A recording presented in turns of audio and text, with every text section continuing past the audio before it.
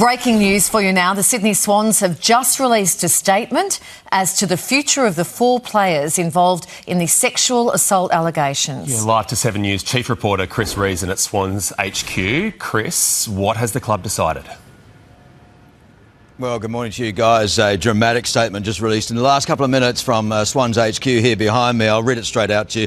The Sydney Swans players Riley Bice, Nick Blakey, Isaac Heaney, James Jordan, Chad Warner will not be considered for the rest of the 2026 season. That is, they've been suspended for the rest of the season, guys. So a dramatic punishment there issued by the Swans, and effectively basically saying that that will be the end of their grand finals hopes in the coming weeks. So fans, a bit of disappointment there. Players, obviously the players that have been let down by this group of 5 will also be bitterly disappointed about that.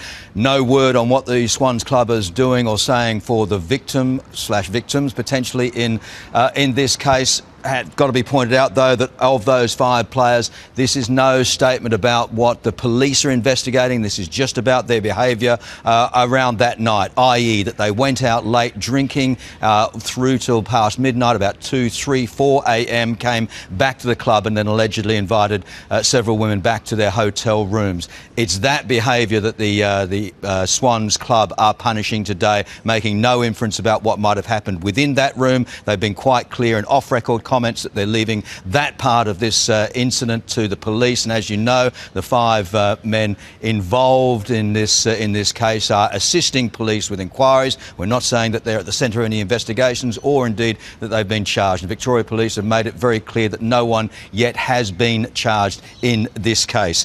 We made the point last night on 7 News that the police had only interviewed formally at this stage Isaac Heaney. We've been trying to reach out to him. No comment from him at this stage. No comment from any of the players involved. We've been watching as well the players coming back and forth from training and arriving for training here at the club, asking them their thoughts. None of them have been forthcoming yet with any commentary about this. We now wait for the Swans to hold a press conference. It's expected that that will happen sometime this afternoon, guys. Interesting, Chris, too. In the original discussions, they had named 5 players. It then sort of reduced into a playing group of 4 players. But interestingly, the club expanding that back to the 5 players, including Nick Blakey.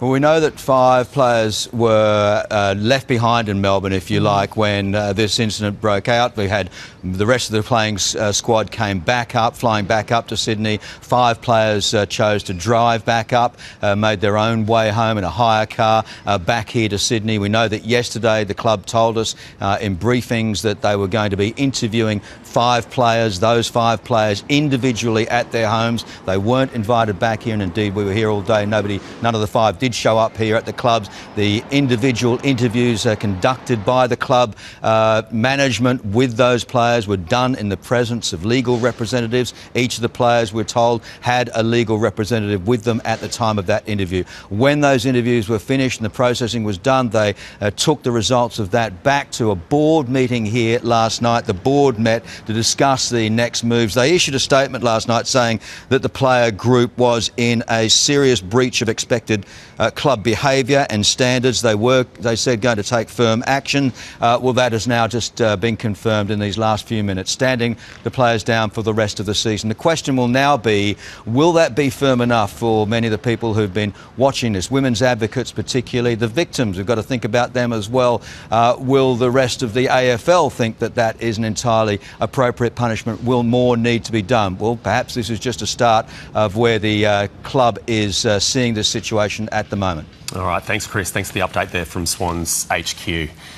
Interesting, isn't it? I mean, obviously, it made the point very separate to the police investigation, but the Swans Bloods culture has been criticised. This has been a betrayal of that, but they've really come out firmly here to make a stand. I think the club very firmly making a statement to the end of the season at this stage. Yeah. That would be considered, I think, a strong statement at this stage. Yeah. We'll have more on this developing story throughout the morning. We're back up to this.